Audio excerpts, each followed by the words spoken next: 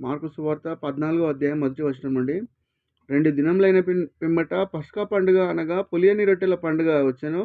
అప్పుడు ప్రధాన యాజకులను శాస్త్రులను మాయోపాయం చేత ఆయనను నేలాగు పట్టుకొని చంపుదుమా అని ఆలోచించుకొనుచు చుండిరి. గాని ప్రజలలో అల్లరి కలుగునేమో అని పండుగలో వద్దని చెప్పుకొనిరి. ఆయన బేతానియాలో కుష్ఠరోగి అయిన సీమోను ఇంట భోజనమునకు కూర్చుండి ఉన్నప్పుడు ఒక స్త్రీ మిక్కిలి విలువగల జటమాంసి అత్తరు బుడ్డి తీసుకొని వచ్చి ఆ అత్తరు బుడ్డి పగలగొట్టి ఆ అత్తరు ఆయన తల మీద పోశాను. అయితే కొందరు కోప్పడి, ఈ అత్తరు ఇలాగూ నష్టపరచనేలా, ఈ అత్తరు 300 దేనారముల కంటే ఎక్కువ వెలకమ్మి బీదలకు ఇయ్యవచ్చునని చెప్పి ఆమెను గూర్చి సనుక్కొనిరి.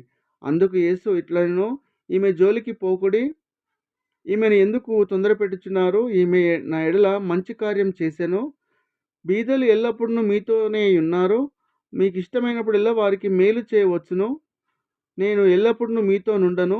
ఈమె తన శక్తి కొలది చేసి నా భూస్థాపన నిమిత్తము నా శరీరమును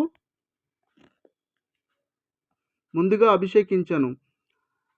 సర్వలోకంలో ఎక్కడ ఈ సువార్త ప్రకటింపబడునో అక్కడ ఈమె చేసినదియు జ్ఞాపకార్థంగా ప్రశంసింపబడునని మీతో నిశ్చయంగా చెప్తున్నాను.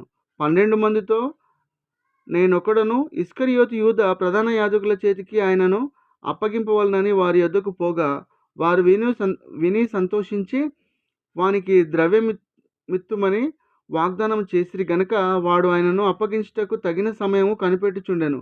పులియని రొట్టెల పండుగలో మొదటి దినమున వారు పస్కా పశువును వధించినప్పుడు ఆయన శిష్యులు, నీవు పస్కాను భుజించుటకు మేమెక్కడికి వెళ్ళి సిద్ధపరచవలనని కోరుచున్నావని ఆయనను అడగగా, ఆయన, మీరు పట్టణంలోనికి వెళ్ళుడి, అక్కడ నీళ్లకుండ మోయిచున్న ఒక మనుషుడు మీకు ఎదురుపడును.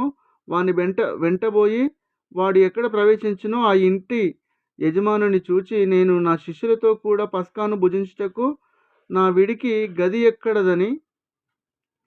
ఎక్కడనని బోధకుడు అడుగుచున్నాడని చెప్పుడి.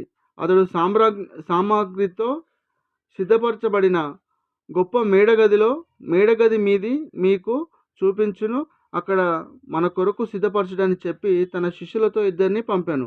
శిష్యులు వెళ్ళి పట్టణంలోనికి వచ్చి ఆయన వారితో చెప్పినట్లు కనుగొని పస్కాను సిద్ధపరిచిరి.